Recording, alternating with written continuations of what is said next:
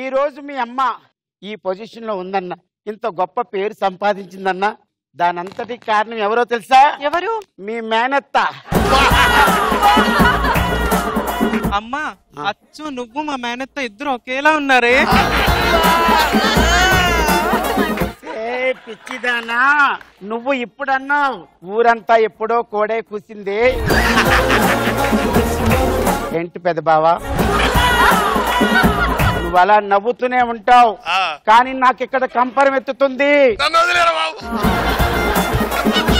పిల్లలిద్దరిని నీకు పరిచయం చేయలేదని ఫీల్ అవుతున్నావా? ఎలా పరిచయం చేయమంటావు? జస్ట్ మిస్ డాడీ అని పరిచయం చేయమంటావా? ఏమల్లుడు, ఎందుకు వచ్చావు? ఎప్పుడు వచ్చావని అడుగుతారు ఎవరన్నా, ఎందుకు వచ్చావని అడగరు. నా పిల్లం నాకు ఇచ్చాను, వెళ్తా. ఉగాదికి వచ్చింది, మళ్ళీ ఉగాదికి పంపిస్తానని చెప్పానా? అత్త ఒక్క నిమిషం ఆగు, ఒక కాంప్రమైజ్ కద్దాం. కాంప్రమైజ్ కి రావడం ఏంటి అనసూయ? ఈ 10,000 ఉంచుకొని ఒక గంట సేపు ఎంత బుద్ధి తక్కువ మాట అన్నావు అల్లుడు.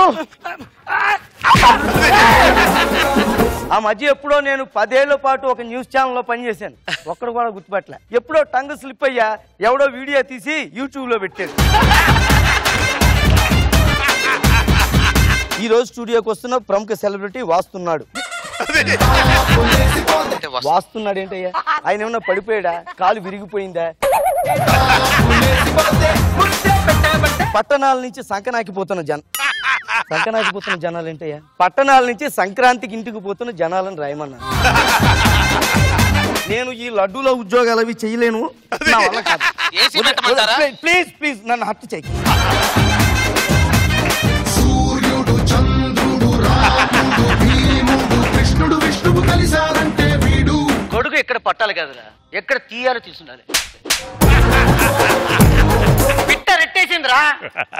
మనుషులకు అర్జెంట్ అయితే రోడ్డు మీద సులాబ్ కాంప్లెక్స్ ఉంది, పక్షులకి మీ హెయిర్ చూస్తుంటే వాటికి సులాబ్ కాంప్లెక్స్ అనిపించుంటారు, అందుకే ముద్దుగా రెట్టేసాయి.